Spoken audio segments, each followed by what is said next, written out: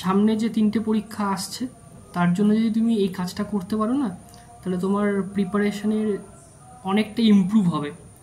আমি নিজেও যখন পরীক্ষা দিয়েছি, ঠিক আছে, তখন আমি এই কাজটা করতাম, এই কাজটা মূলত করতাম আমি। তো তাতে আমার নিজের ক্ষেত্রে কিন্তু আমি অনেক ইমপ্রুভমেন্ট দেখতে পেয়েছি এই কাজটা করার পরে। তো সামনের পরীক্ষা মানে আমি বলতে চাইছি IBPS RRB PO, RRB clerk এবং আইবিএস ক্লার্ক, এই 3টে পরীক্ষার জন্য এই কাজটা খুবই গুরুত্বপূর্ণ। মনে রাখবে যে তোমরা মোটামুটি সবাই মক টেস্ট দেওয়া শুরু করেছো, বিভিন্ন ওয়েবসাইটে গিয়ে তোমরা মক টেস্ট দিচ্ছ বা পেইড মক কিছু কিনেছো হয়তো। তো একটা বিষয় মাথায় রাখবে, বিভিন্ন ওয়েবসাইটে যেখান থেকে তোমরা মক দাও আর কি, সেই সব ওয়েবসাইটে অনেক ক্ষেত্রেই লাইভ মক হয়, ফুল লাইভ মক হয়। আবার পাশাপাশি সেকশনাল টপিকের কোনো লাইভ হতে পারে, ঠিক আছে। একটু নজরে রাখবে, বিভিন্ন ওয়েবসাইটে একটু ঘাটাঘাটি করবে, যেখান থেকে তোমরা মক দাও আর কি, সেখানেই অনেক সময় লাইভ মকগুলো চলে। তো সেগুলো কিন্তু অ্যাটেন্ড করার চেষ্টা করবে। আমি এই কথাটা কেন বলছি, তার কিছু গুরুত্বপূর্ণ কারণ আছে। আমি যখন নিজেও প্রিপারেশান নিচ্ছিলাম আর কি, তখন আমি এই লাইভ মকগুলো অ্যাটেন্ড করতাম, লাইভ মকগুলো দিতাম।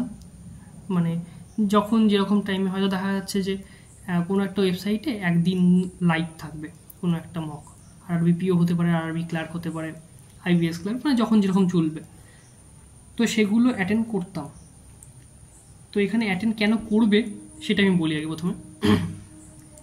এই লাইভ মকগুলো হয় তোমার অল ইন্ডিয়া বেসিসে, ঠিক আছে। এবার অল ইন্ডিয়া বেসিসে তুমি যখন পরীক্ষা দেবে, একটা নির্দিষ্ট টাইম অনুসারে হচ্ছে, ওটা অনেকটা তোমার পরীক্ষার একটা মানে অরিজিনাল পরীক্ষার একটা ফিল দেবে, ঠিক আছে। তুমি সেখানে একটা টাইম বাউন্ডিং হবে, তুমি অরিজিনাল মক যেরকম হয় মানে অরিজিনাল পরীক্ষা যেরকম হয় সেরকম একটা ফিল আসবে, তুমি দিতে পারবে। অল ইন্ডিয়া বেসিসে তোমার র্যাঙ্কটাও কিন্তু তুমি পাবে। তোমার মানে প্রিপারেশানটা ঠিক কোন জায়গায় তোমার প্রিপারেশানটা দাঁড়িয়ে আছে, এটা কিন্তু জানা খুব জরুরি। মানে যখন তুমি প্রিপারেশান নিচ্ছ সেই সময় কিন্তু তোমার এটা জানা জরুরি যে তুমি ঠিক কোন জায়গায় দাঁড়িয়ে আছো, তুমি অ্যাকচুয়ালি তোমার প্রিপারেশানের মেন সাকসেসটা থেকে, মেন অ্যাচিভমেন্টটা থেকে তুমি কতটা দূরে আছো, কতটা তোমায় আরও এগোতে হবে, এটা জানা কিন্তু খুব জরুরি। সেটা কিন্তু তুমি বুঝতে পারবে এই লাইভ মকগুলোতে থেকে।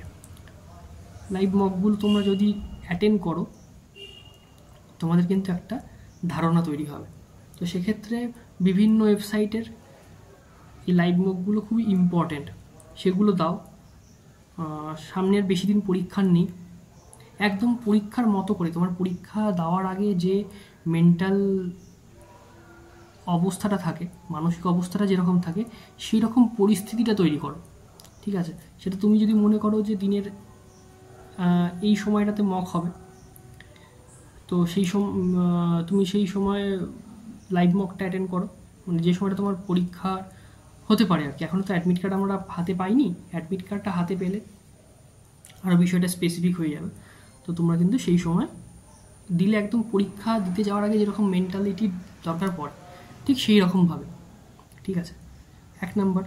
2 নাম্বার বিষয়, যখন তোমরা অ্যাডমিট কার্ডটা হাতে পেয়ে যাবে, ধরো তোমার সকাল 8টায় হয়তো রিপোর্টিং টাইম, ঠিক আছে, বা কারো হয়তো 10টায় রিপোর্টিং টাইম, কারো হয়তো 12টায় রিপোর্টিং টাইম, বা কারো 3:30টায় রিপোর্টিং টাইম। তো তোমাদের ওখানে অ্যাডমিট কার্ডটা রিলিজ হওয়ার পরে তোমরা কিন্তু দেখতে পেয়ে যাবে। তো অ্যাডমিট কার্ড রিলিজ হওয়ার পর,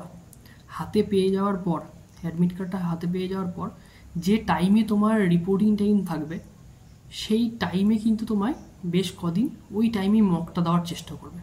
মানে অ্যাডমিট কার্ড রিলিজ হয়ে যাওয়ার পরে যে মকগুলো তুমি দেবে, মানে এমনি মকই তুমি এখান থেকে মক দিচ্ছ আর কি, যে সাইট থেকে মক পেইড কিনলে, পেইড বা ফ্রি মক যেখান থেকে তুমি দিচ্ছ, সেই মকগুলো কিন্তু ওই পরীক্ষার তোমার যে অরিজিনাল পরীক্ষার যে টাইম শিটটা থাকবে, সেই টাইমে কিন্তু তুমি দেওয়ার চেষ্টা করবে, ঠিক আছে। কেন? প্রশ্নটা হচ্ছে কেন? কারণ দেখো আমাদের সাইকোলজিটা কী বলে, হিউম্যান সাইকোলজিটা কীরকম বলে, যে তুমি যে কাজটা করতে যাচ্ছ না, সেই কাজটা করতে যাওয়ার সময় তোমার মাথায় কি চলতে পারে বা কি হতে পারে সেটা কিন্তু খুব ইম্পর্টেন্ট জানাটা। ধরো তুমি সকাল 8টায় তুমি পরীক্ষা দিতে যাবে, এবার 8টা সকালবেলা ঘুম থেকে উঠে তুমি যখন পরীক্ষা দিতে যাওয়ার জন্য পরীক্ষা দিতে যাচ্ছ, তখন তোমার মেন্টালিটিটা কী থাকবে সেটা কিন্তু তুমি সকাল 8টার সময় মক দেওয়ার ফলে তোমার বিষয়গুলো তুমি বুঝতে পারবে। ঠিক আছে, প্রথম 1 দিন 2 দিন যখন অ্যাডমিট কার্ড রিলিজ হওয়ার পরে তুমি যখন দেবে মকগুলো, তখন কিন্তু তুমি বুঝতে পারবে যে তোমার কোন জায়গাটায় প্রবলেম হচ্ছে, তোমার মেন্টাল কন্ডিশনটা কী থাকছে ওই সময়টাতে। ঠিক আছে, এটা কিন্তু তোমার জানা জরুরি এবং তুমি সেটা কিন্তু ওই সময় মক দিলেই বুঝে উঠতে পারবে। ঠিক আছে, এই বিষয়টা কিন্তু খুব জরুরি বিষয়, আমি ভিডিওতে বলে রাখছি। তোমরা কিন্তু এভাবে প্র্যাকটিস করো, দেখবে ফলাফল পাবে। আমি নিজেও এটা করতাম অ্যাডমিট কার্ড রিলিজ হয়ে যাওয়ার পরে। যে সময়ে তোমার পরীক্ষা থাকবে সেই সময় ঘরে বসে তুমি মকটা দাও। ঠিক আছে, কারণ ঘরে বসে পরীক্ষা দিলে সাধারণভাবে কি হয়, আমাদের চারিদিকে ডিস্টারবেন্স একটু থাকে, কিন্তু পরীক্ষার হলে কিন্তু সেই ডিস্টারবেন্সটা একদমই থাকে না। ঠিক আছে, তোমার প্রেশারটা বেশি থাকবে কিন্তু ডিস্টারবেন্সটা কিন্তু অনেক কম হয়ে যায় সাধারণভাবে।